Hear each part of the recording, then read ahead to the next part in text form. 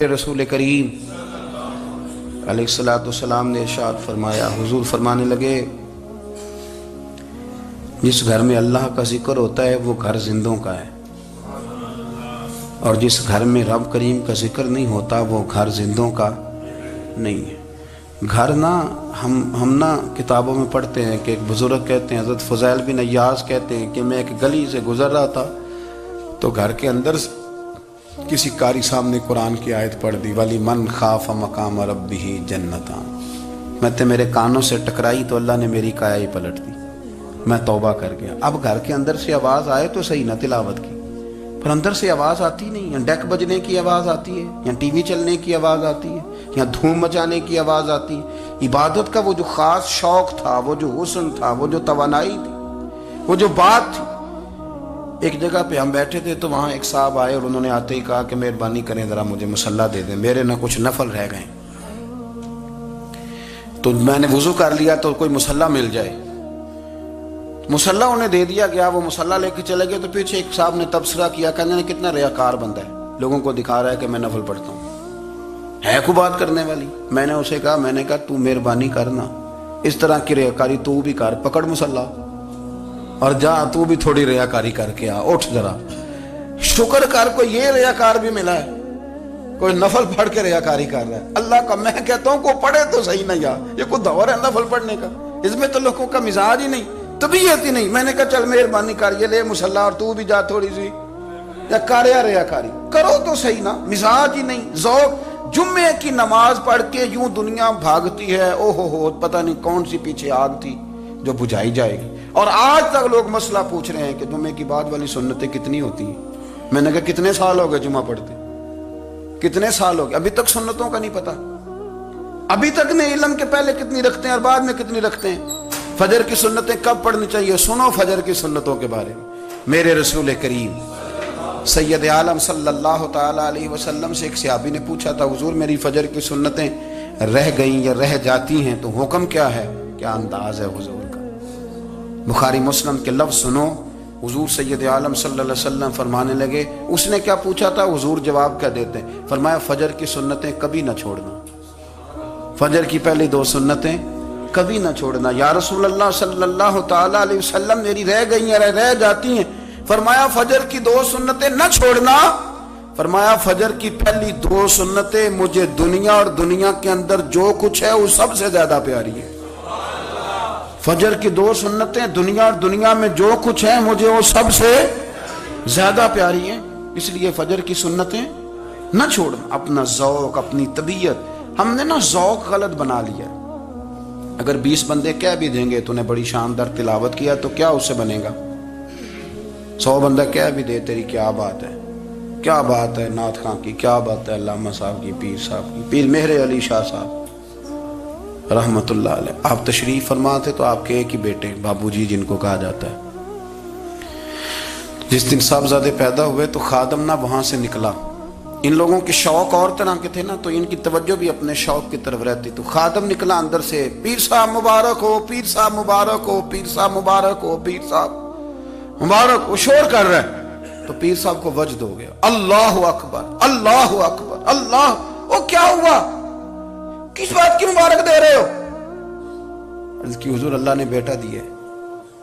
تو آپ فرمانے لگے اچھا حضور آپ کیا ہوا، آپ تو پریشان ہو گئے۔ فرمانے لگے جب تو نے 3 دفعہ کہا نا مہر علی کو مبارک ہو تو میں سمجھا تھا شاید تجھے کسی نے بتا دیا ہے کہ مہر علی سے اللہ راضی ہو گیا، میں سمجھا تھا کہ شاید تو یہ خبر لے کے آیا ہے کہ کسی نے بتایا ہے کہ مجھے آج خبر ملی ہے کہ مہر علی سے رب اچھا پتر ہوا ہے، الحمدللہ اللہ کا شکر ہے، پر میرے لیے مبارک کا دن وہ ہوگا جب میرا رب کہے گا کہ میں مہر علی سے راضی ہوں، میرے محبوب کہیں گے کہ میں مہر علی سے، آپ بات کو سمجھیں۔ شوق ہی کسی اور طرف تھا، دل ہی کہیں اور لگا ہوا تھا، طبیعت ہی کہیں اور مائل تھی۔ کوئی وظیفہ پوچھتے تھے تو پڑھتے تھے وہ لوگ، کچھ اللہ اللہ انہیں بتائی جاتی تھی تو کرنے کا ذوق رکھتے تھے، طبیعت تھی، قائل تھے۔ حضرت ربیع کہتے ہیں میں بڑی دور سے سفر کر کے گیا حضرت اویس کرنی سے ملنے، بڑی دور سے، اور جب میں پہنچا تو فجر کا وقت تھا، تو حضرت اویس کرنی کو میں نے پا لیا، تو وہ نماز پڑھ کے نا قرآن شریف لے کے بیٹھ گئے، فرماتے ہیں اشراق چاشت کا وقت ہوا تو نفلوں کی نیت باندھ لی۔ محدث ابن الجوزی نے لکھا ہے، فرماتے ہیں پھر جب زوال کا وقت ہوا تو مسجد میں جھاڑو دینے لگ گئے۔ زور کی نماز پڑھ کے تو عصر کی تیاری تک وہ مسجد میں بیٹھے رہے، اور میرے نبی پاک علیہ السلام نے فرمایا جو نماز کے انتظار میں بیٹھا ہو وہ نماز ہی میں ہے، وہ نماز ہی میں ہے۔ فرمایا میری دنیا، میری امت کی جو رہبانیت ہے نا وہ اتنی ہے کہ نماز کا انتظار کرے، اذان کے بعد نماز کا یہ راہب ہیں، یہ اس وقت چھوڑ کے بیٹھے ہیں سارا کچھ۔ فرماتے ہیں عصر تک انہوں نے اللہ اللہ کی، پھر مغرب تک کی، عشاء کی نماز ہوئی تو نماز پڑھی تو وہ تھک گئے۔ اب مجھے وہ فارغ ہوں، مصلی چھوڑے تو میں ملاقات کروں نا۔ یہ آپ حیران نہ ہو کہ اتنی دیر بندہ کیسے اللہ اللہ کر، ہم نے کی نہیں نا اس لیے ہم پریشان ہیں۔ جو عادی ہوتے ہیں وہ کر بھی لیتے ہیں، وہ یہ کام، میری بات کی سمجھ آ رہی ہے؟ جب جاتے ہو کسی دفتر میں تو 8 گھنٹے کھڑے رہ لیتے ہو نا، مجبوری ہوتی ہے تو کھڑے رہا جا سکتا ہے۔ پاسپورٹ کے دفتر بولیے، امیگریشن کی لائنوں میں، اور میں نے تو ایمبیسیوں میں بندے 12 گھنٹے پہلے جا کے کھڑے دیکھے، رہ لیتے ہیں کھڑے۔ تو اگر ان کاموں کے لیے رہا جاتا ہے تو اللہ رسول کے لیے بھی کھڑے رہا جا سکتا ہے۔ تو فرمانے لگے کہ جب عشاء کی نماز کے بعد آخر انسان تھے، تھک گئے، نیند کا غلبہ ہوا تو تھوڑی ایسے آنکھ بند ہوئی تو کھلی تو رونے لگے۔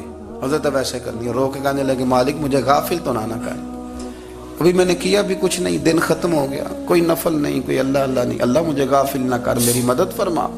فرماتے ہیں جب وہ روئے تو میرے ساتھ جو شخص تھا میں نے کہا اٹھو چلیں، کہنے لگا حضور ملنا نہیں، فرمایا جو میں لینے آیا تھا وہ مجھے مل گیا، جو میں ان سے سیکھنے آیا تھا وہ مجھے نصیب ہو گیا، اب اور میں نے کیا لینا، ختم ہو گئی بات، اٹھو چلیں۔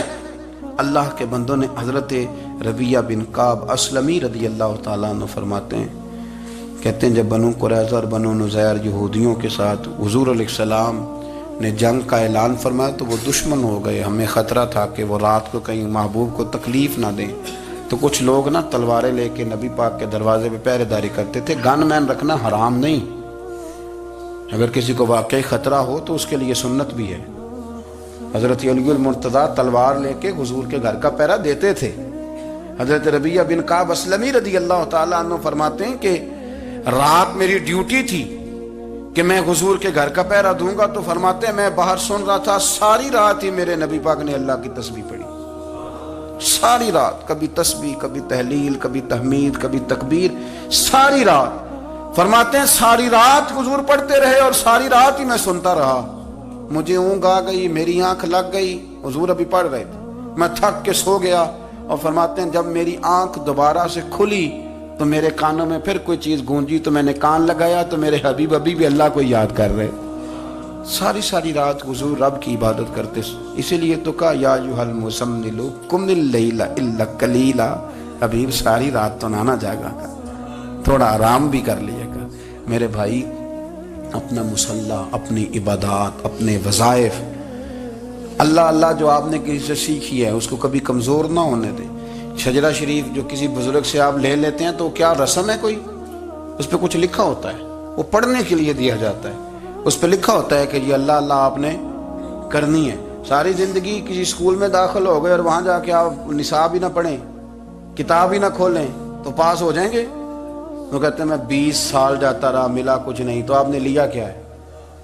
ایک اتنی سی کتاب تھی، اس کو تو کھول کے آپ دیکھ نہیں سکے، اس کے وظائف تک تو رسائی نہ ہوئی، اس لیے کہ اللہ اللہ کرنا مشکل ہے اور تصویر کھنچانا یہ آسان کام ہے۔ تو جو آسان ہے اس طرف ہماری توجہ لگی رہتی ہے اور جو مشکل ہے اس طرف ہم ذوق پیدا نہیں کرتے۔ یا ایھا الناس اعبدوا ربکم الذی خلقکم والذین من قبلکم لعلکم تتقون، اے لوگوں اس رب کی عبادت کرو جس نے تمہیں پیدا کیا اور تم سے پہلوں کو پیدا کیا، اس لیے عبادت کرو کہ تم پرہیزگار ہو جاؤ گے۔ مالک سمجھنے کی توفیق عطا فرمائے۔